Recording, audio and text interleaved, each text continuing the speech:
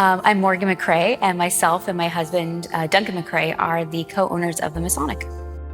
When I was a kid, we used to throw really loud metal shows in the basement here. It was a really cool space that we were able to utilize as a community.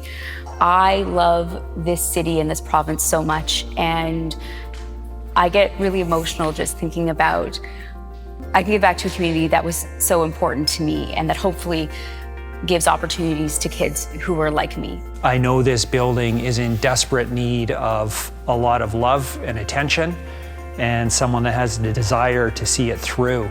The overall plan is return the building to its original glory and create a venue and space that's available to the community. Well, the organ is obviously integral to the building in this room. For what we want to do, what the owner's plans are for the building, the size of this organ, we cannot make it work within the space. We were doing our best to try and find someone to take the organ over completely. Our oldest daughter is one of the directors at Stella Circle.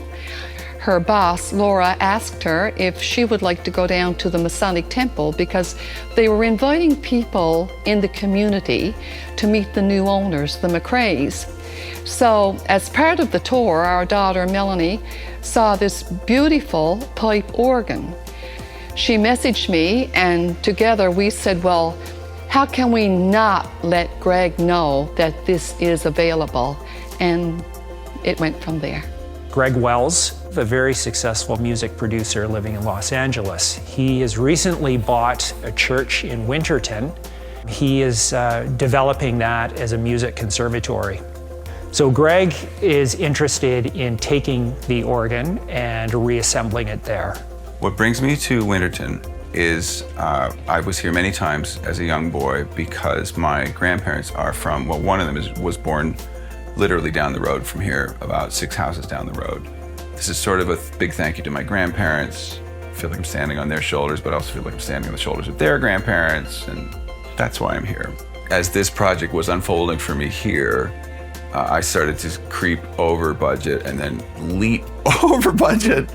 And I just said, well, you know, I can't, like, buying the organ is just off the menu for me, but it's beautiful. So I'll just say, if you cannot find someone to buy it and you don't want to take it to the dump or set it on fire, I'd gladly take it. Very quickly, they got back to me and said, that's what we want to do.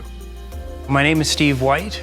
I've been asked to disassemble the organ for transport to Winterton. I've never taken one apart before, so I hope I have all the right tools. First time taking apart an organ. It's going to be challenging, and I'm always up for a challenge. I think this was built in 1866, according to the tag on it. Back when this was built, there wasn't any electricity, so, you know, like the drills were all hand cranked and everything was done by hand. It's amazing the quality of the craftsmanship. There was no glue used in any of this. It was just, everything was screwed together with flathead screws. There weren't any hiccups, and it went way faster than we expected. Seems like in 3 days we had Solf and Steve here, had it all taken apart and cataloged. This used to be the church that I attended most of my life, and when we sold it, I had no idea what would ever happen to this building. Now I know that something amazing is happening here, and I can see it every day. I come here, there's something new. I think that the Trinity Hall now is a great place for a lot of the young people now, the talent that is in the area. They can come here and express their talent. They have a place to go to be heard. Everything about it is wonderful.